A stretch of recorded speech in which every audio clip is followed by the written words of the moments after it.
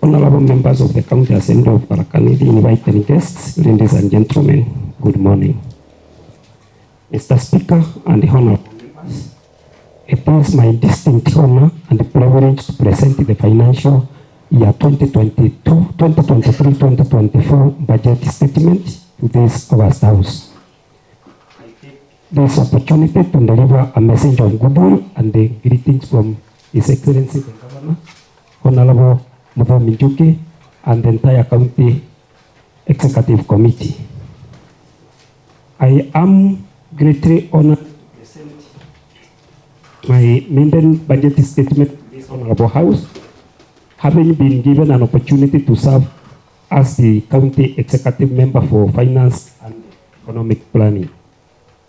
Mr. Speaker, the 2023-2024 budget has been formulated against a backdrop of global uncertainties, a weak global growth outlook, easing inflationary pressures, and the geopolitical tensions.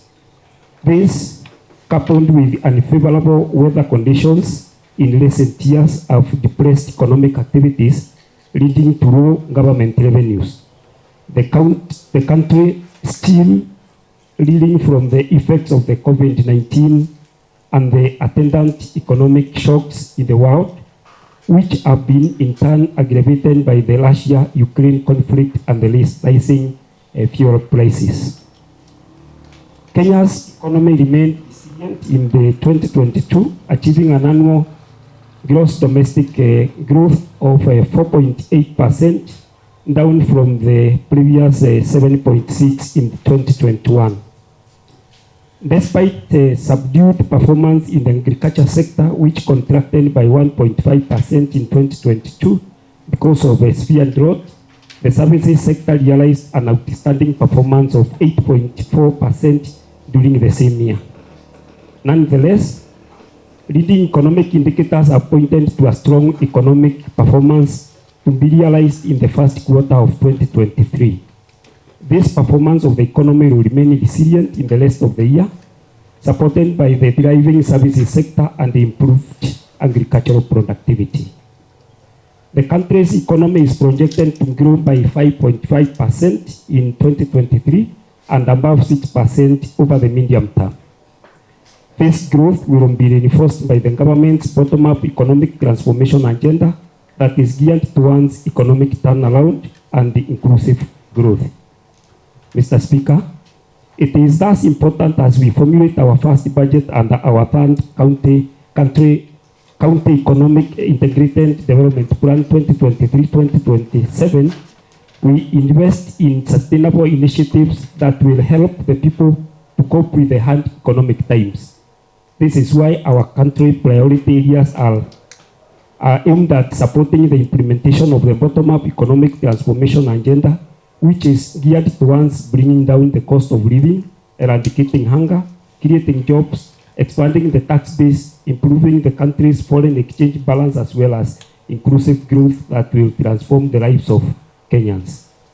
Mr. Speaker, the planning, budget formulation, and implementation stages in the budget cycle are at the core of service delivery in government. Making budget documents available has been public trust by promoting the principles of credibility and accountability. Our county was ranked among the most improved counties in budget transparency by the Kenya County Budget Transparency Survey of 2022. My department will continue to enhance accountability systems and taking actions to make our budget documents accessible to all stakeholders. The budget proposals for 2023-2024 focus on supporting the government's development agenda and promoting investments in core thematic areas. This is expected to enable the county to achieve inclusive economic development and have the highest impact as the base of the economic pyramid. These thematic areas are agricultural productivity, healthcare, sustainable infrastructure, socio-economic empowerment, water resource management, and skills development.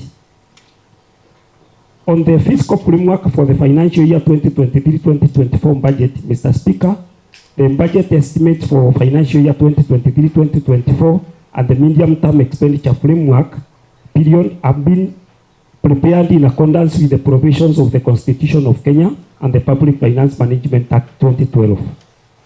In the financial year 2023-2024, the county government's total revenue is projected to be Kenya shillings 6,130 million.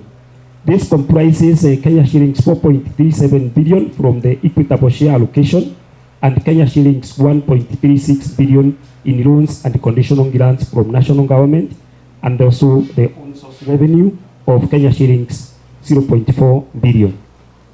The recurrent expenditure will be Kenya shillings 3.79 billion, representing 62% of the budget, while development expenditure will be Kenya shillings 2.34 billion, which is 38% of the total budget. This is in line with our fiscal responsibility principles as outlined in our county fiscal strategy paper of 2023 and the PFM Act of 2012 that requires that a minimum 30% is allocated towards development investments in the medium term. Mr. Speaker, with your permission, I will now highlight the strategies and priorities that inform the goal of the financial year 2023-2024 budget. On agriculture, Mr. Speaker, the agricultural sector is the key economic and social driver of the country's economy. It contributes 34% of the gross domestic product as per the GCP 2021 report. Approximately 80% of the country's population is engaged in agricultural activities. It is therefore at the heart of the county economy. However, agricultural productivity has stagnated in recent years. Specifically, acute food shortage remains elevated due to the impact of the unfavorable weather on multiple below average crop and livestock production seasons and high inflation. Recently, Kenya's annual inflation rate hit a 5% high of 8.3%, driven by food, transport, and fuel prices. Mr. Speaker, I have allocated a total of Kenya shillings 746.5 million to the agricultural sector for both the development and the recurrent expenditure. Out of the total allocation, the Agriculture, Cooperative Development, and Livestock and the Veterinary Services Department has been allocated Kenya shillings 702.8 million, while the Fisheries and Ecosystem Development Department has been allocated 43.7 million. From the sector's total allocation, Kenya shillings 211.1 million has been set aside for the recurrent expenditure and Kenya shillings 535.4 million for capital expenditure.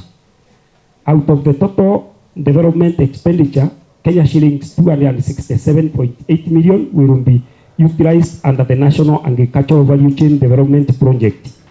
This is a joint initiative of the national government, Tharaka County government, and the World Bank, which aims to support smallholder farmers transiting from subsistence to market-driven commercial agriculture. Further, Kenya shillings 137.7 million will be used for the Emergency Locust Response Program, a program focusing on mitigating the impact of desert locust invasion, responding to the threat to livelihood posed by outbreaks, and strengthening Kenya's system for preparedness.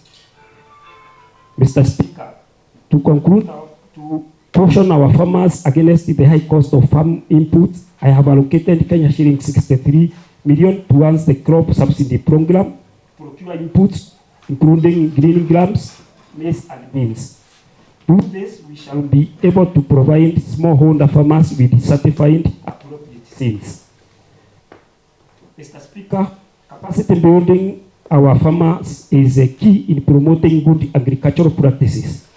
To enhance agricultural training and capacity development, I have allocated shillings 10 million for the development of demonstration farms, renovation of classrooms to enable the optimization of the County Agricultural Training Institute. The center will support the county to offer field and classroom trainings on agricultural production. Value addition demonstration farms for learning, and bulk bulking of planting materials at affordable cost, and conducting on-farm trials. Artificial insemination services have improved livestock production and breeding quality in our county. Over 29,000 inseminations have been carried out since the inception of the program in October 2019, with an approximate success rate of 95%. To continue supporting the program, I have allocated Kenya shillings 9.8 million to the artificial insemination and breeding program. Additionally, I have allocated 10 million towards infrastructural support for livestock produce value chains and support for livestock production and purchase of vaccines and the seller for disease control programs, respectively.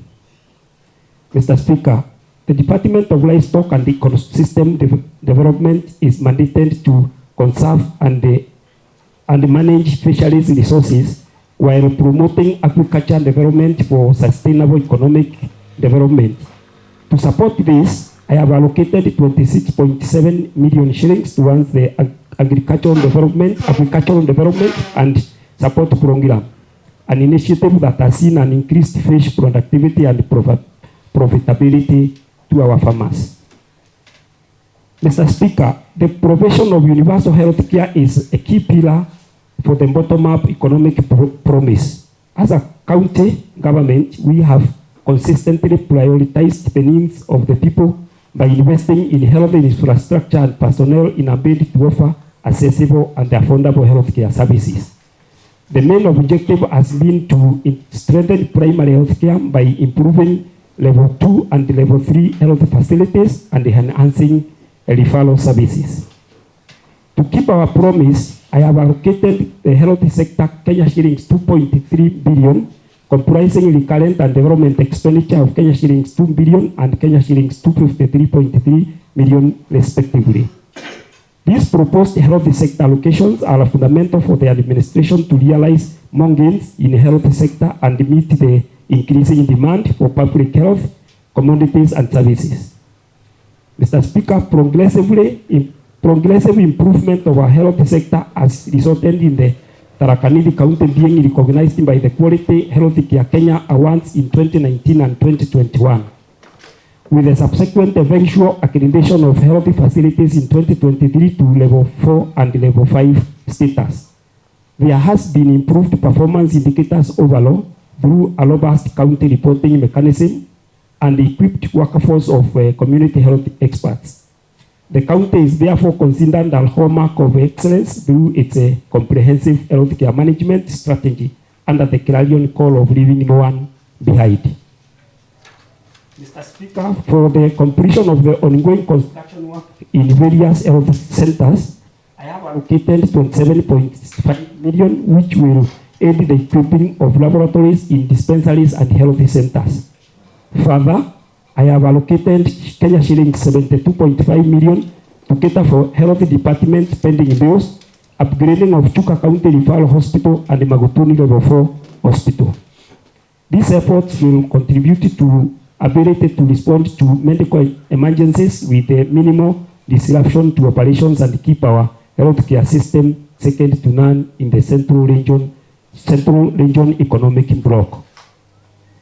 To support general administration, planning and support services, I have allocated Kenya shillings 1.3 billion, which will largely support the health human resource pillar.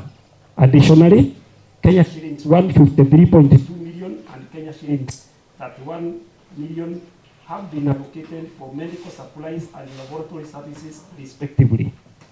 I have set aside an additional Kenya shillings 286.8 million for the preventive and promotive health services program during the financial year 2023-2024 to enhance our community health strategy and the medical equipment program.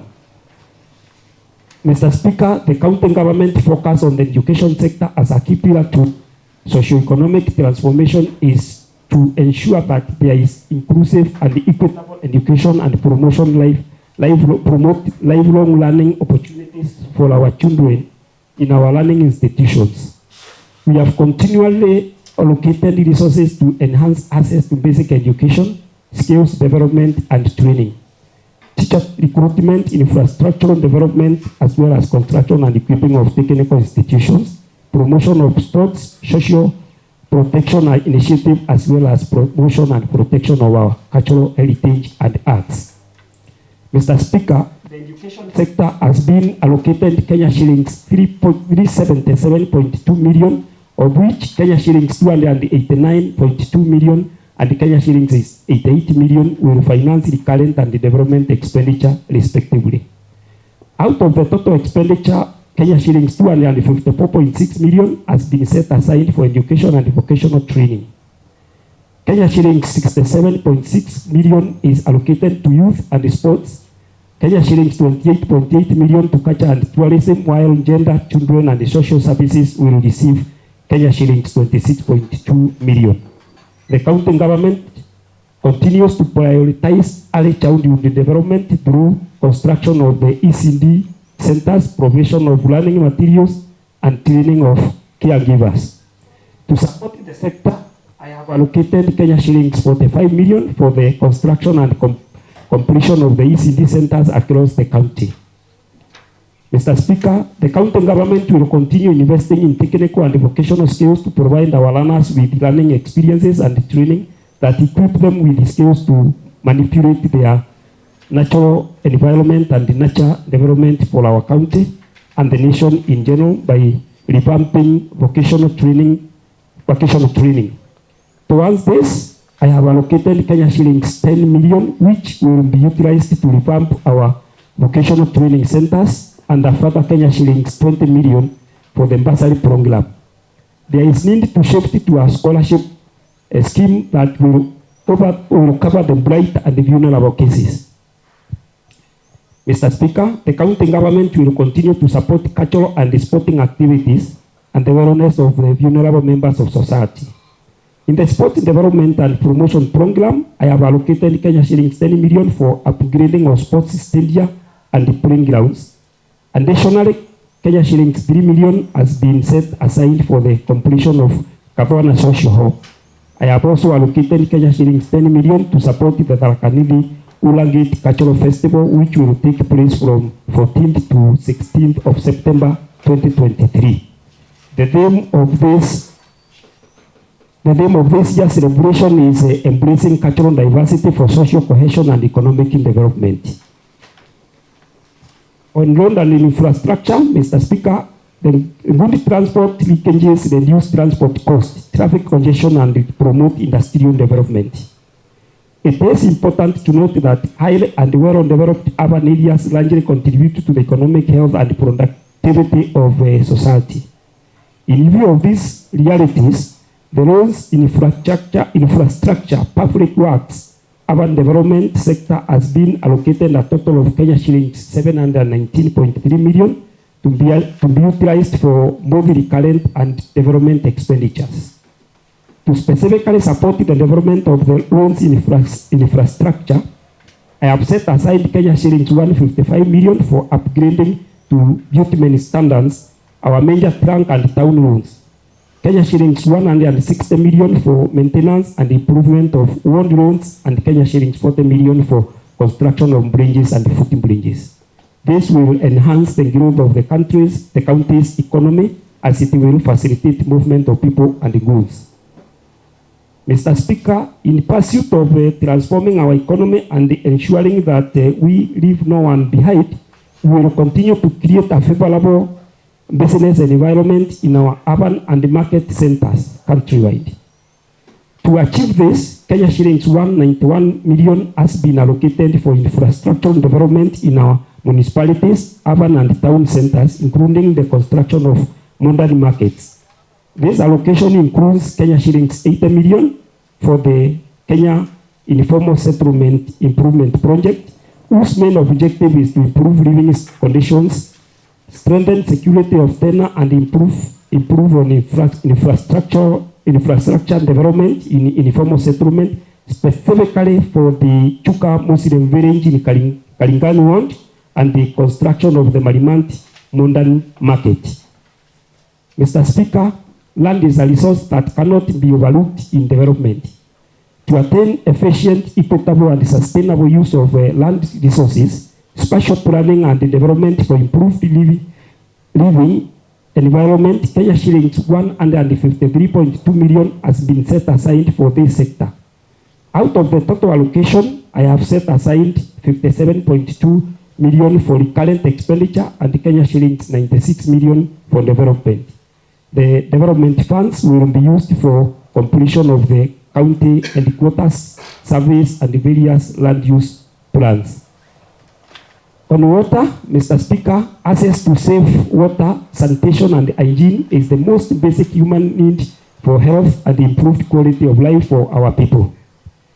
To alleviate poverty and promote economic transformation, we are committed to ensure our residents have access to water and sanitation. Our priority is to focus and invest in water infrastructure for both domestic and irrigation purposes. The water environment and natural resource sector has been allocated Kenya shillings 346 million, with Kenya shillings 91 million set aside for recurrent expenditure, while Kenya shillings 255 million will fund development activities.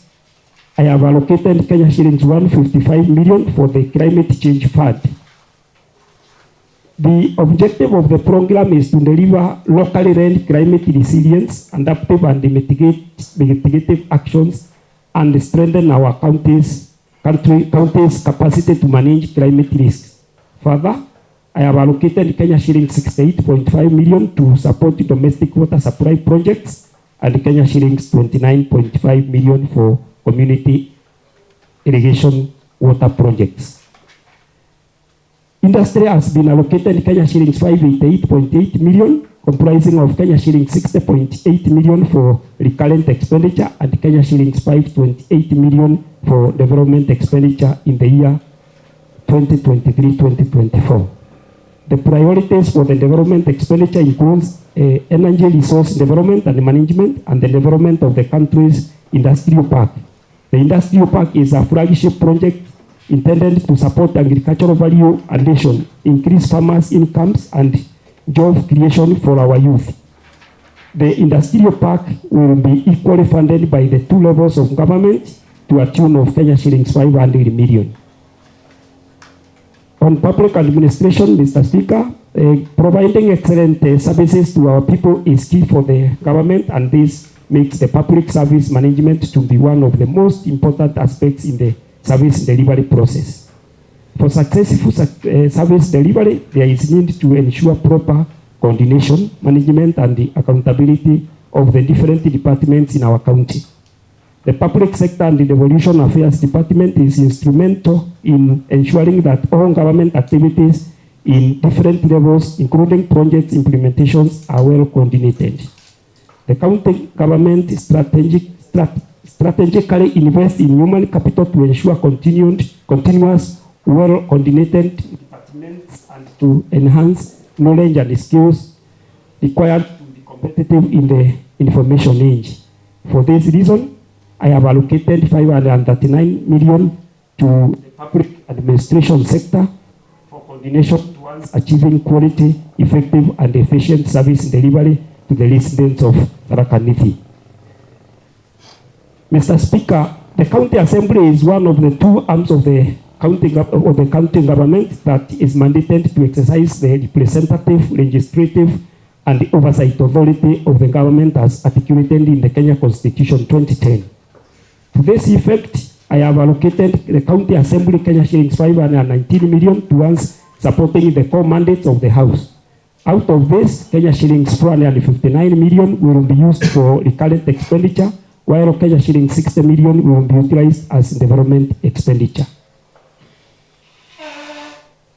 At this juncture, Mr. Speaker, I wish to highlight the revenue-raising measures proposed for the financial year 2023-2024. The revenue side of the budget framework determines the goods and the services the county government will provide to the citizens through budget financing. Raising revenue in the county entails maximizing the effectiveness and the efficiency of the county government's revenue assessment and the collection capabilities. It is a key performance measure of the county treasury through its revenue and resource mobilization strategies. Mr. Speaker, the county total revenue for the financial year 2023-2024 are estimated to be 6,130,000,000, comprising of the equitable share, local revenue, and loans and conditional grants. The county expects to receive Kenya shillings 4.4 billion as equitable share and Kenya shillings 1.4 billion as loans and conditional grants. In the financial year 2023-2024, the county government targets to collect Kenya shillings 400 million as own source revenue, which is an increase from the Kenya shillings 350 million targeted for the financial year 2022-2023 million for the 2022-2023. This local revenue target is 52% of the county revenue potential, which is noted as Kenya shillings 758.1 million as per the Commission on Revenue Allocation, own source revenue potential and tax gap capacity study. From the study, the revenue streams where the county can collect more revenue include property rates, which is marked as 35 million, plan approval, which the revenue, the county CLI expects us to collect 27 million, advertisement rates 35 million, agricultural transportation rates at 59 million, hospital fees fee rates 294 million, technical services at 28 million, and the administration fees, which they expect us to collect 33 million. Mr. Speaker, our local revenue target will be achieved through improved administration, supervision, and expanding the tax base.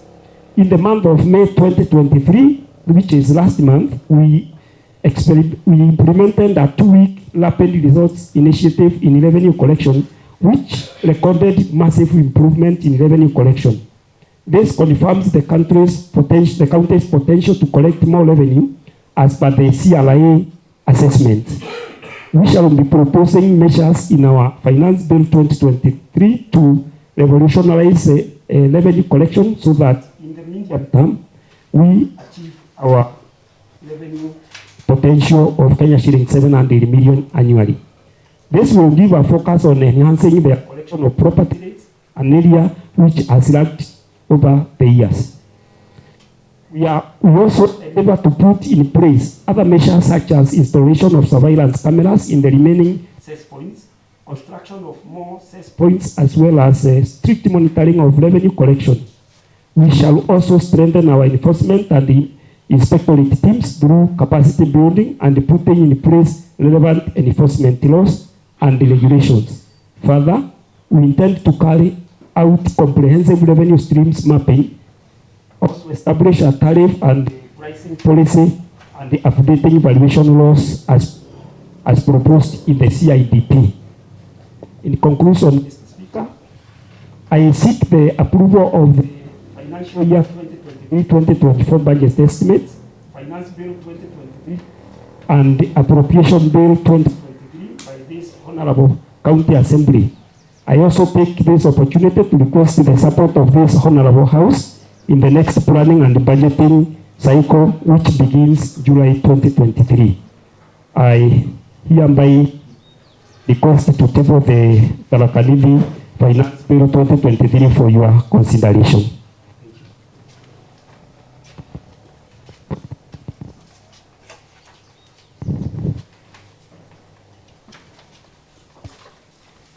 Honorable members, that has been the CC member in charge of finance. And as the standing orders are very clear that he shall be heard in silence, he has actually been heard in silence, and you are now free to leave the house.